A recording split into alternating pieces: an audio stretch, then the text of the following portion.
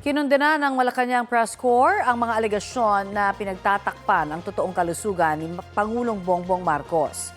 Ayon sa MPC, malinaw sa mga nagdaang ulat na inusisa nila ang pamahalaan kaugnay po sa kalagayan ng Pangulo. Nanindigan silang katotohanan ang kanilang mga inilabas na ulat nitong nakaraang linggo.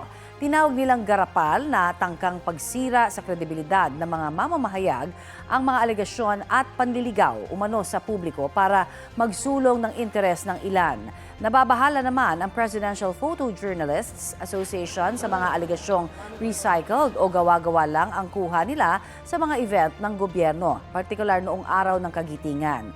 Pinahihina raw nito ang kredibilidad ng mga photojournalists at integridad ng buong propesyon.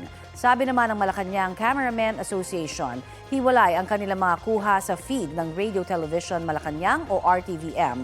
Patunay na nangyayari real-time ang kinukunan nilang event sa Mount Samat noong araw ng kagitingan.